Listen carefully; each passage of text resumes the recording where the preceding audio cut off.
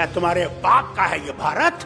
ये हम मुसलमानों को कहते हैं, तुमने अगर भारत में रहना है तो हमारे बातों पे चल के रहना है। क्या तुम्हारे बाप का है ये भारत? ये तो हर हिंदुस्तानी का भारत है। आज हम धर्म पे बटे जा रहे हैं कि कौन भगवान राम के साथ है और कौन अल्लाह के साथ है। क्या भगवान राम सिर्फ तुम्हारा राम है? तुम्हारी पुस्तकों में लिखा है कि भगवान राम विश्व के भगवान है। अगर वो विश्व का भगवान है तो वो सबका भगवान है। वो अंग्रेजों का भी है, रूसियों का भी है, उनका भी है जो मानने वाले नहीं। हम मुसलमान अल्लाह को कभी ये नहीं कहते हैं कि वो रब्बुल मुस्लिमीन है, कि वो सिर्फ मुसलमानों का रब। कोई माने या ना माने, उस खून को याद कीजिए जो वहां उस जमीन पे पड़ा हुआ है, वो हिंदुस्तानी का खून। मोदी जी कभी तो सच बोलो। अरे सच तो बोलो, कभी तो सच बोलो। क्या डर नहीं है मरने का? जो हिंदू को अलग खड़ा करना चाहते हैं, मुसलमान को अलग खड़ा करना चाहते हैं, सिख को अलग खड़ा करना चाहते हैं, आज वो जलियांवाला बाग की बात कर रहे हैं। वहां तुम्हें अमित शाह नहीं बचाएगा। आज हम ये सोचते हैं मोदी को निकाल के मैं प्रधानमंत्री बनूंगा। अरे पहले तो उसको निकालो, फिर प्रधानमंत्री की कुर्सी की सोचो। क्या हम इनको हटा सकते हैं? तो मैं इनसे कहना चाहता हूं तुम गलतफहमी में हो। इस गलतफहमी को दूर करो। वो जमाना गया जब एक ही झंडा एक कोने से दूसरे कोने से लटकता था। वो जमाना गया कि देश को बचाना है और देश को उनसे बचाना है जो कि देश को तोड़ रहे हैं। और जो आपने आज यहाँ पे सबको अंतरिम बुलाया है कि देश को बचाना है और देश को उनसे बचाना है जो कि देश को तोड़ रहे हैं, ये आसान नहीं है। अगर हम ये समझते हैं कि इनको हम आसानी से हटा सकते हैं तो सच्चाई ये है इनको हम आसानी से हटा नहीं सकते जब तक हमारे दिल साफ नहीं होंगे। अगर मैं ये समझूं कि सिर्फ मैं ही मैं हूं और दूसरा कुछ भी नहीं है तो ये कभी भी नहीं जाएंगे। अमित शाह साहब ने सही कहा, 50 साल ये रहेंगे। अगर हम लोग जो यहाँ स्टेज पे बैठे हुए हैं और इनके नेता जो हैं, जब तक वो ये नहीं सोचेंगे अगर देश को बचाना है तो हमें अपनी जमात को भी कहीं ना कहीं कुर्बान करना है। अगर हम अपनी जमात को कुर्बान नहीं करेंगे और ये समझेंगे कि हम इनको हटा सकते हैं, तो मैं इनसे कहना चाहता हूं तुम गलतफहमी में हो। इस गलतफहमी को दूर करो। वो जमाना गया जब एक ही झंडा एक कोने से दूसरे कोने से लटकता था। वो जमाना गया। अगर फिर से तुम वो जमाना लाना चाहते हो तो ये तो बीजेपी कह ही रही है कि हमारा झंडा कश्मीर से कन्याकुमारी और बंगाल से महाराष्ट्र तक उड़ता रहेगा। इसे अगर उसको हटाना है तो हमने यकजहती दिखानी है, प्यार दिखाना एक दूसरे के लिए, और भूल जाना है अरे जो हम पे वार किए गए नेशनल कॉन्फ्रेंस पे, जो हमारी खुद मुख्तारी लूटी गई, मैंने उसको साइड में रखा। मैंने कहा पहले उनको निकालो जो इस देश को गुलाम बनाना चाहते हैं, जो हिंदू को अलग खड़ा करना चाहते हैं, मुसलमान को अलग खड़ा करना चाहते हैं, सिख को अलग खड़ा करना चाहते हैं। आज वो जलियांवाला बाग की बात कर रहे थे। वहां 6 से 13 अप्रैल तक बैसाखी का त्योहार मनाया जाता है और 13 तारीख को सिखों का धर्म जो है वो इमर्ज हुआ। गुरु गोविंद सिंह जी ने इसका नियम रखा। ये लोग वहां बैठे हुए थे। महात्मा गांधी ने एक आंदोलन शुरू किया अंग्रेजों को हटाने का। ये नहीं कि मैंने कुर्सी पे बैठना है, इसलिए किया कि भारत से अंग्रेजों को निकालना है। आज हम ये सोचते हैं मोदी को निकाल के मैं प्रधानमंत्री बनूंगा। अरे पहले तो उसको निकालो, फिर प्रधानमंत्री की कुर्सी की सोचो। हम पहले ही प्रधानमंत्री बने। हालत यह है। उस खून को याद कीजिए जो वहां उस जमीन पर पड़ा हुआ है। वो हिंदुस्तानी का खून था। उस वक्त धर्म नहीं था। आज हम धर्म पे बढ़े जा रहे हैं कि कौन भगवान राम के साथ है और कौन अल्लाह के साथ है। मैं इन हिंदुओं से पूछना चाहता हूं, क्या भगवान राम सिर्फ तुम्हारा राम है?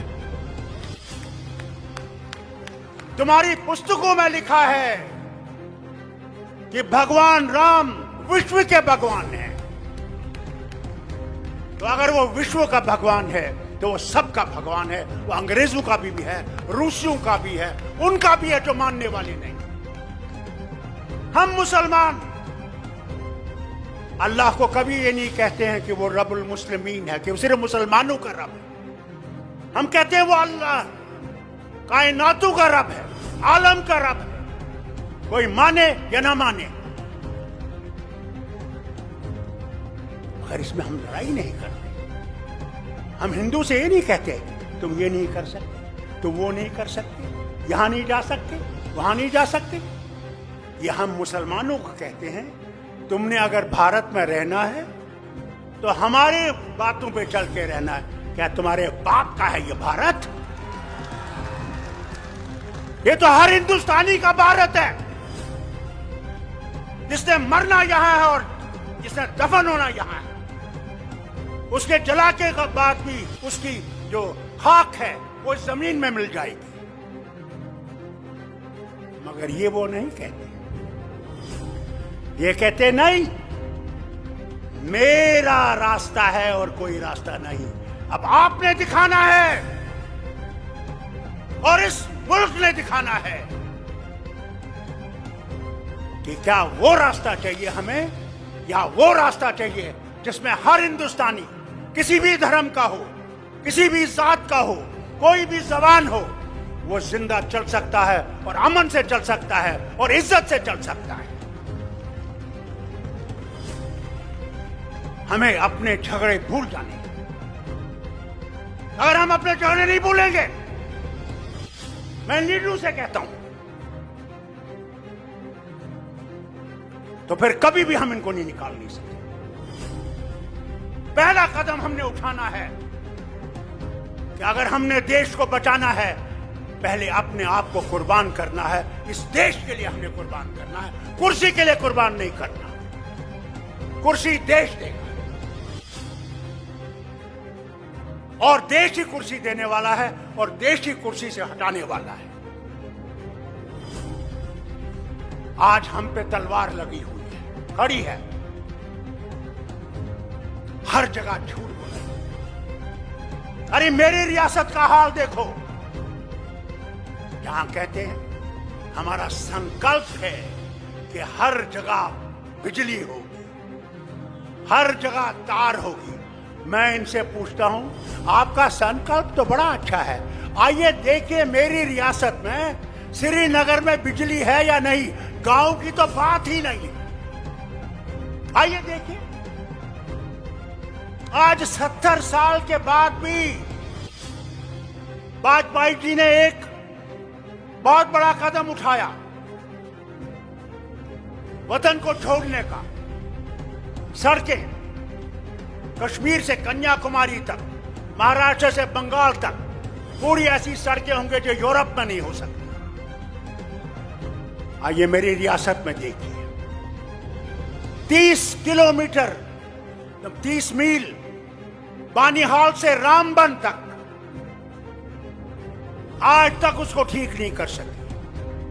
आज तक ठीक नहीं कर सके और हमारे लोग दर बदर रास्तों पे पड़े हुए हैं। हमारी माएं बहनें, हमारा खाने का सामान, तेल, यानी हाल देखिए कि 70 साल के बाद हिंदुस्तान की आजादी में हमारे यहां 10 लीटर डीजल मिलता है और 3 लीटर पेट्रोल मिलता है।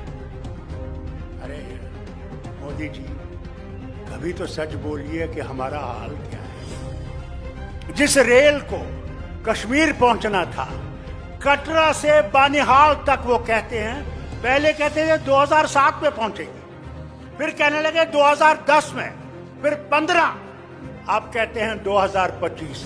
मेरे ख्याल से तब तक मैं पहुंच जाऊंगा अल्लाह के पास, तो वो रेल छुक छुक करके भी नहीं पहुंचेंगे। अरे सच तो बोलो, कभी तो सच बोलो। क्या डर नहीं है मरने का? जो आया है उसने जाना है, वहां तुम्हें अमित शाह नहीं बचाएगा, वहां तुम्हारे ये झूठ बोलने वाले मिनिस्टर नहीं बचाएंगे। वहां भगवान होगे और तुम होगे। एक तरफ से तुम्हारी सच्चाई होगी और एक तरफ से तुम्हारा झूठ होगा। वही हाल मेरा होगा, वही शरद पवार का होगा, वही आपके मुख्यमंत्री का भी होगा। वहां कोई बचाने वाला नहीं है, जो करोगे वही बचाएगा। इसलिए उससे डरो, उससे डरो, हमारे से मत डरो। अरे कुदरत से डरो, कभी तुम्हारा भी हशर ये ना हो जाए कि तुम सारे जीवों को लेकर उसी दरिया में डूब जाओ। भाई लोगों, पहले अपना ईमान सही करो, अपने भगवान को पहचानने की कोशिश करो। कोई धर्म बुरा नहीं है, इंसान बुरा है, धर्म बुरा नहीं। जय हिंद, जय हिंदुस्तान। मेरे साथ जरा जोर का नारा दो, जय हिंद। अरे हाथ उठा के क्या मर गए हो? हाथ उठा के जय हिंद, जय हिंद, जय हिंद।